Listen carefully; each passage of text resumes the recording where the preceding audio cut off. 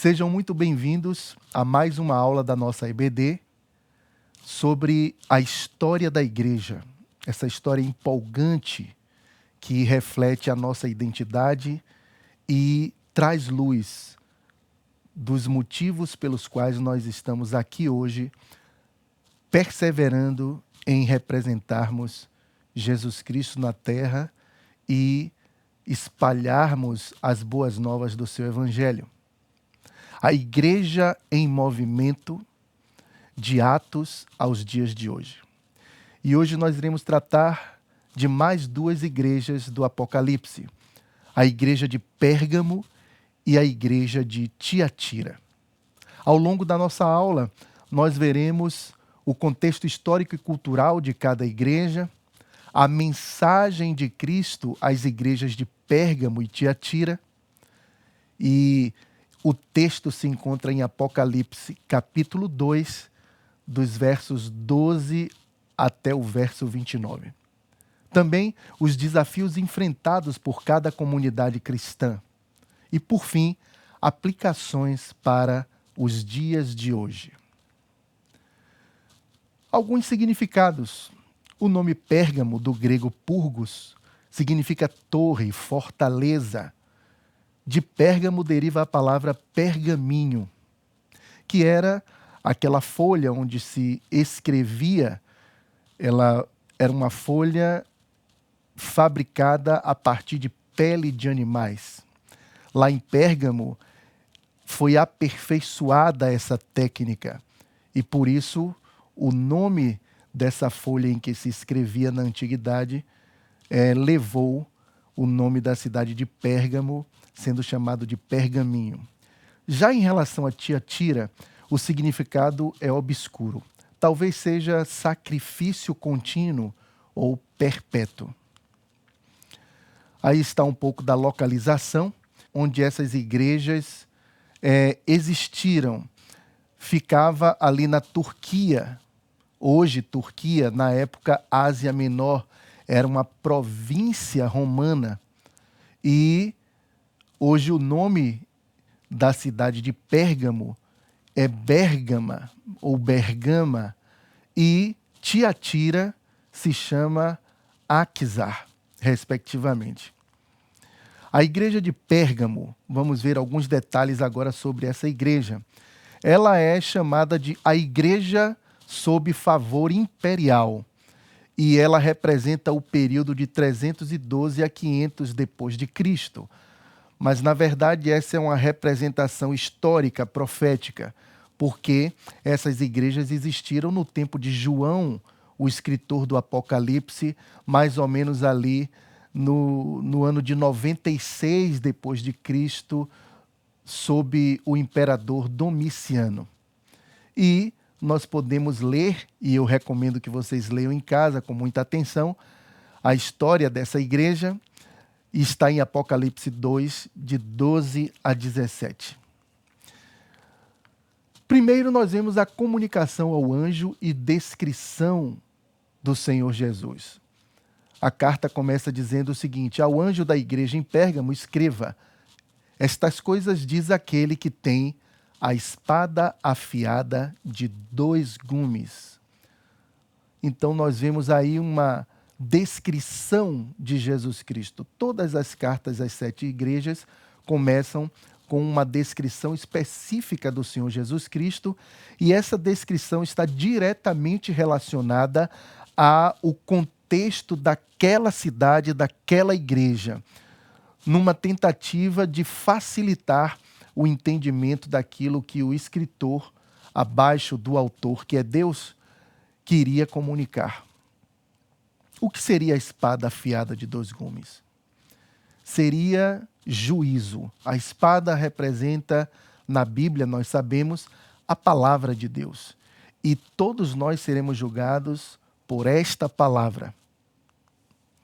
Depois segue-se o versículo, a perícope, dizendo o seguinte: conheço o lugar onde você mora, que é o lugar onde está o trono de Satanás.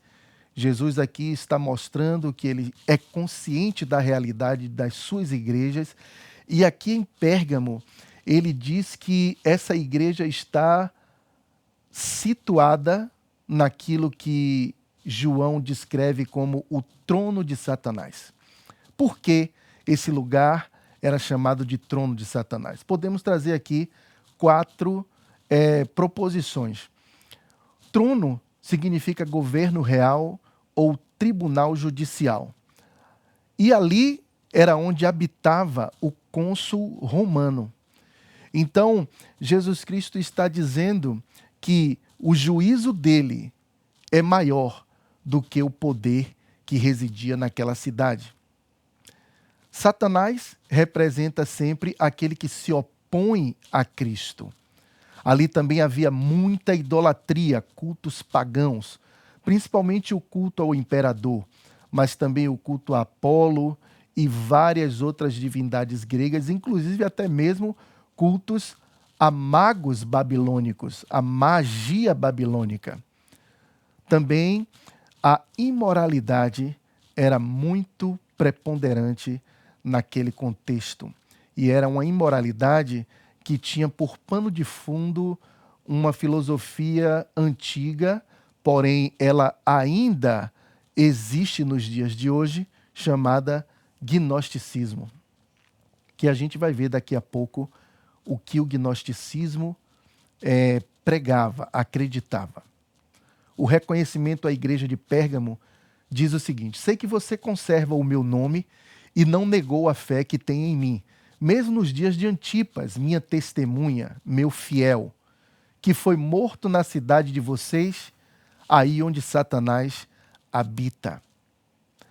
Então, Jesus Cristo está aqui reconhecendo um certo mérito da igreja de Pérgamo, onde eles conservavam o nome de Jesus, ou seja, continuavam se identificando como cristãos e não negaram a sua fé, mesmo debaixo de intensa perseguição, como foi nos dias de Antipas, que provavelmente foi um bispo da igreja de Pérgamo. E conta-se, inclusive, que Antipas foi martirizado de uma forma brutal, colocado dentro de um boi de metal e aquecido até morrer.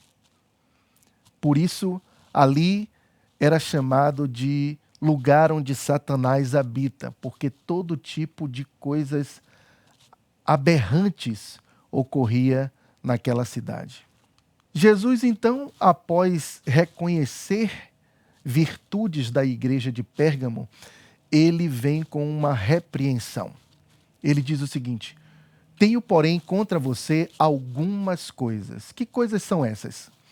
O primeiro motivo da repreensão está descrito da seguinte forma: então, estão aí em seu meio os que sustentam a doutrina de Balaão, o qual ensinava Balaque a armar ciladas diante dos filhos de Israel, para que comessem coisas sacrificadas aos ídolos e praticassem a prostituição. O que era a doutrina de Balaão?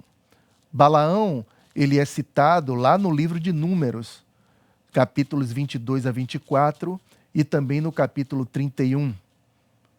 Mas, em resumo, poderíamos dizer que a doutrina de Balaão defendia os seguintes pontos. Ele era um ensino opositor, porque Balaão queria amaldiçoar o povo de Israel, lá no livro de Números, para receber o dinheiro ou o pagamento do rei ali. Então Deus dizia a Balaão que não era para amaldiçoar, mas sim para abençoar. Um outro aspecto é a idolatria. Balaão acabou também levando o povo de Israel à idolatria. A prostituição era outro aspecto da doutrina de Balaão. O suborno, como a gente pode ver em 2 Pedro 2,15, e também a ganância. Então, naquela igreja havia pessoas que estavam seguindo esse tipo de doutrina em nome de Cristo. O segundo motivo da repreensão é o seguinte: além disso, ou seja, da doutrina de Balaão, estão também aí em seu meio os que seguem a doutrina dos nicolaítas. Quem eram os nicolaítas? Os nicolaítas eram pessoas que se fundamentavam no gnosticismo para interpretar a mensagem de Cristo. Como assim? O que é o gnosticismo? Naquela época, pelo menos, o gnosticismo defendia que a matéria era totalmente ruim e ela não afetava em nada o espírito, a alma. Sendo assim, os gnósticos acreditavam que poderiam cometer todo tipo de torpeza e imoralidade com o seu próprio corpo, porque isso não afetaria de maneira alguma o seu espírito. E também a doutrina dos nicolaítas defendia uma imoralidade generalizada, imoralidade com o dinheiro, imoralidade nas relações, imoralidade sexual. Ora, se o corpo não presta para nada e eu posso então fazer dele tudo aquilo que eu desejar, uma vez que ele não afeta o meu espírito, então é um campo aberto para todo tipo de imoralidade. Mas Jesus, depois de fazer essa reprimenda à igreja de Pérgamo, ele vem com um encorajamento. Portanto, arrependa-se, senão irei até aí sem demora e lutarei contra eles com a espada da minha boca. Então, Jesus Cristo está convocando aquela igreja ao arrependimento. Aliás, essa palavra arrependimento, ela tem sido esquecida em muitos arraiais ditos cristãos. Com essa graça barata, onde a pessoa diz que é evangélica, mas ela não muda em nada. Na verdade, o imperativo bíblico é o arrependimento. A primeira mensagem de Jesus Cristo, ali no capítulo 4 de Mateus, verso 17, é: arrependei-vos, porque é chegado o reino de Deus. Então a igreja precisa continuar se arrependendo e também pregando o arrependimento. E vem uma exortação com promessa. Quem tem ouvidos, ouça o que o Espírito diz às igrejas. Ao vencedor darei o maná escondido. Também lhe darei uma pedrinha branca, e sobre essa pedrinha um novo nome escrito, o qual ninguém conhece, exceto aquele que o recebe. O que seria o maná escondido? O significado disso seria a própria natureza de Cristo, o pão da vida, em contraste com o gnosticismo, que premiava abertamente. Então, Jesus Cristo oferece à igreja de Pérgamo um maná escondido, que é a sua própria natureza, que é o desfrutar da sua própria pessoa, e que o gnosticismo não podia acessar, porque era pagão, mesmo falando em nome de Jesus. Somente os verdadeiros crentes podem desfrutar do maná escondido. E a pedra branca? Na antiguidade, por exemplo, havia alguns significados dessa pedra branca. Era quem recebia uma pedra branca, por exemplo, era um símbolo de absolvição de alguma dívida. Também era tornado um cidadão livre. Ele apresentava aquela pedra branca como uma prova de que é um cidadão livre. Ela selava a amizade entre duas pessoas separadas por grandes distâncias. Que coisa linda, né? Cristo está presente, mas ainda não estamos diretamente na presença dele. Ainda ocorrerá isso na sua segunda vinda, mas aqueles que recebem essa pedra branca já simboliza que tem uma relação muito íntima com Cristo, apesar dessa distância. E também a pedra branca era dada ao vitorioso nos Jogos Olímpicos. Veja que Essas cartas têm uma linguagem simbólica, mas totalmente ligadas à realidade de cada cidade. Aquelas pessoas identificavam com facilidade esses símbolos que Jesus Cristo está ali comunicando a João, que com a sua pena registrou no livro de Apocalipse. E quanto ao novo nome, também trata de uma relação íntima entre a alma e o seu Salvador.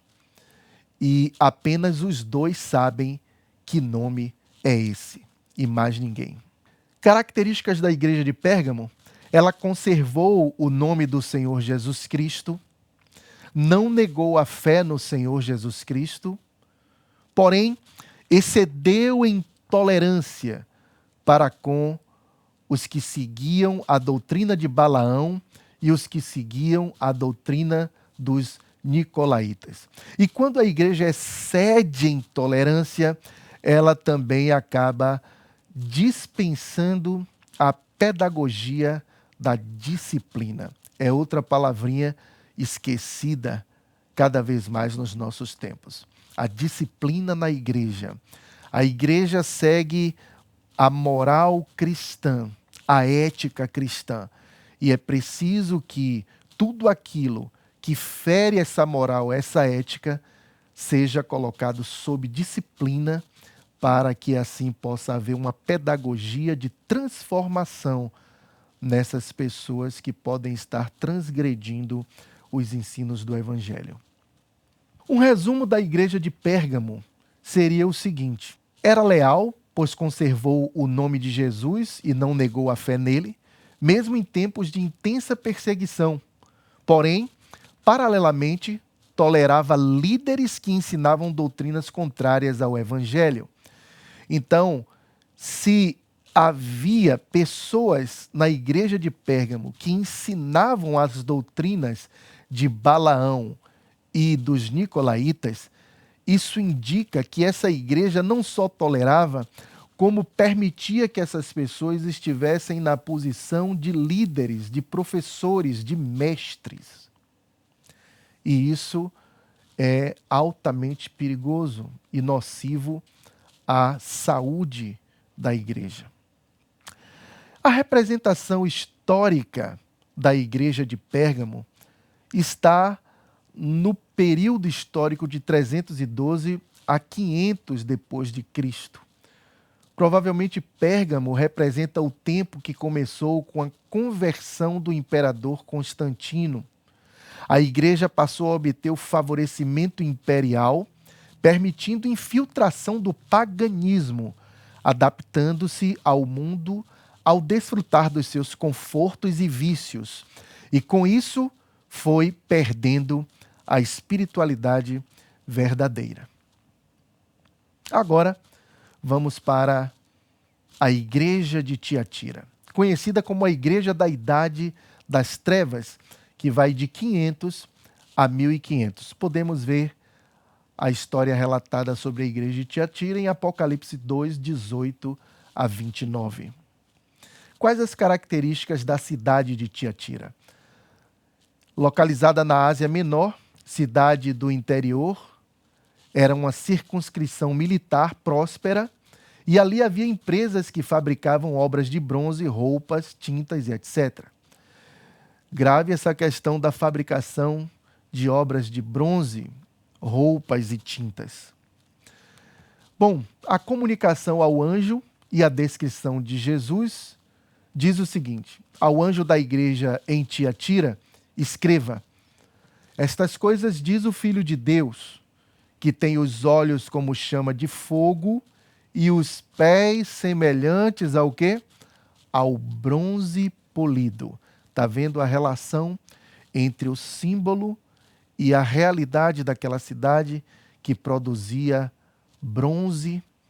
Jesus então vem com um reconhecimento. A estrutura é muito parecida de todas as cartas. Ele diz o seguinte: reconheço as obras que você realiza, o seu amor, a sua fé, o seu serviço, a sua perseverança e as suas últimas obras, mais numerosas do que as primeiras. Então vem uma repreensão.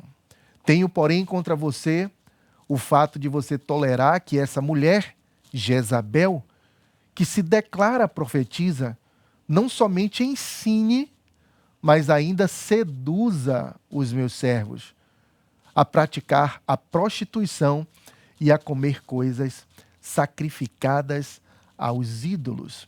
Então vejam, uma igreja que pratica boas obras, mas ao mesmo tempo tolera uma falsa profetisa e colocava essa mulher, cujo nome não era provavelmente Jezabel, porque Jezabel é a esposa do rei Acabe, que está relatada lá no Antigo Testamento.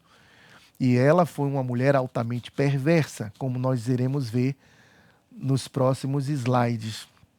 E essa mulher estava sendo colocada ali como professora no meio da igreja de Tiatira, porque ela tinha características muito parecidas com a Jezabel lá do Antigo Testamento. A doutrina de Jezabel, portanto, defendia no mínimo esses 4 pontos: prostituição e feitiçaria, como se vê em 2 Reis 9, 20, 22 e 30. Também idolatria, 1 Reis 16, 31. Extermínio de profetas, 1 Reis 18, 4. E sustento de profetas pagãos, 1 Reis 18, 19. A gente não vai colocar os textos aqui para não ficar muito longo, mas você precisa estudar esses textos aí na sua casa. Por isso nós estamos dando essas referências. Dei-lhe tempo, Deus foi longânimo para com Jezabel. Dei-lhe tempo para que se arrependesse, porém ela não quer se arrepender de sua imoralidade. E aí vem uma condenação para ela e os seus seguidores, uma condenação muito severa. Essa é uma face de Deus que também tem sido esquecida nos nossos dias, até com aquele argumento de que a lei foi o Antigo Testamento e agora estamos no tempo da graça. Mas o Apocalipse está no Novo Testamento, no tempo da graça. O texto diz o seguinte: eis que farei com que fique acamada e trarei grande tribulação aos que com ela adulteram, caso não se arrependam das obras que ela incita. Matarei os seus filhos e todas as igrejas saberão que eu sou aquele que sonda mentes e corações e retribuirei a cada um de vocês segundo as suas obras. Mas então vem um encorajamento à igreja de Tiatira.